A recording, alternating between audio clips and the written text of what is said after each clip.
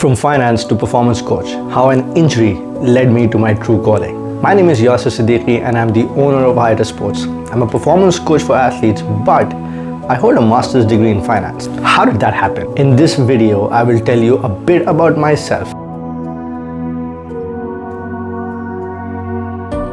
I will not start from the start, but from the moment my life changed. I was a very talented football player and I wanted to pursue the sport professionally. I do believe that I had the skill but did not have the support. I used to lie to my parents and go to trials, and I had a big one coming on December 9th, 2012. I still remember the date. Now, my chances did look good because someone already told me that I would be selected. Now, on November 13th, 2012, I went to play a friendly game to keep up with my fitness and touches. Didn't know that things would change so drastically. The ground we were playing was a bit uneven and my gut told me to not play this game. I was young and enthusiastic, so I ignored my gut. As I was running with the ball, my right leg landed in a small hole on the ground and I twisted my ankle and fell down in pain. And it was bad. I could hear 3 pop when the contact happened. I knew something was wrong. I was surrounded by people and was escorted on shoulders by 2 of my teammates outside the pitch. I removed my shoe and my sock and saw an ankle which was the size of an elephant's leg. And I started to weep. I went to the hospital, got an X-ray and an MRI done. In non-medical terms, I had snapped my fibula, cracked my tibia, and had ruptured my ATFL in my ankle. I had to be put in a cast for 4 months and was told that I would not be able to play football the way I used to ever. Now, the trial was gone, the dream was gone. Because with an injury like this, I knew I would not be able to play for at least 8 months. I had put in a lot of weight.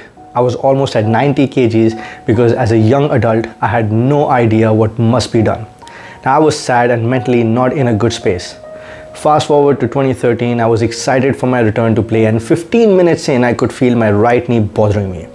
I immediately got out, booked an appointment with my doctor who ordered an MRI only to find that the cartilage in my right knee had chipped. I was out for another year. I was shattered at this point. I had no guidance as to what has to be done. Now, coming from a household where education was the primary focus, I studied. On the side, I developed a habit of reading about the human body. Now, because I knew I couldn't live without playing football, so I took matters into my own hands. To make things worse, I failed a couple of my exams for my undergraduate degree because I was not doing well mentally, but I couldn't tell anyone who could understand. I decided to opt out of regular college. I did distance education. I did internships. I studied and went to the gym. I did my own rehab and made myself a guinea pig. Believe it or not, I did not play football for 2 years because I was very scared of injuries. Physically, I think I was doing better, but mentally, I just couldn't afford to get injured. So I studied, trained, and on January 1st, 2015, I played my first recreational game and it was good. I was wearing 3 socks to protect my ankle and a knee sleeve, and that became the norm. Now in 2015, I went to the US and pursued a master's degree in finance from University of Cincinnati. While I studied there, I joined groups where you could learn to train athletically. I enrolled myself in those certificate courses that are offered by physios, osteopaths, strength coaches, and increased my knowledge. I also took it upon myself to speak with a sports psychologist to heal myself of the fear of injuries and how to rise from the setbacks I had experienced. Then I started seeing the difference. I came back to wearing 1 sock and wearing no sleeves and was playing football full throttle. I had made peace with the fact that my dream of becoming a professional football player would never be fulfilled. But I had another dream now, helping the people who are in the same position as I was. Now, I had to do it alone. Why should someone else?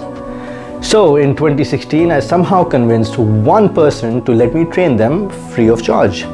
In 2017, I was training 3. By then, I was playing very regularly in amateur leagues and semi-professional leagues. But I was hungry to help people and make a business out of it. Now, I left my career of finance behind and wholeheartedly dedicated myself to achieving my dream of helping people.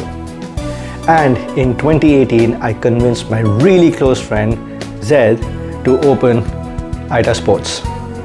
When we sat down to name our company, we thought about it hard and long. Then we decided to name it after our mothers. So AY are the first two letters of his mother's name and TA are the first two letters of my mother's name. It was an homage to our mothers.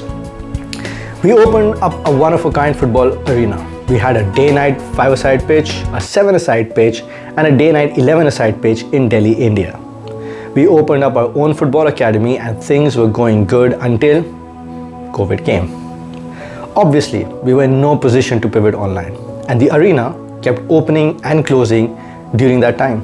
And yes, I was coaching some people online to make sure they weren't getting any worse. I took this time again to study, and man, did I study. Most of my studies were mostly about different verticals of performance training.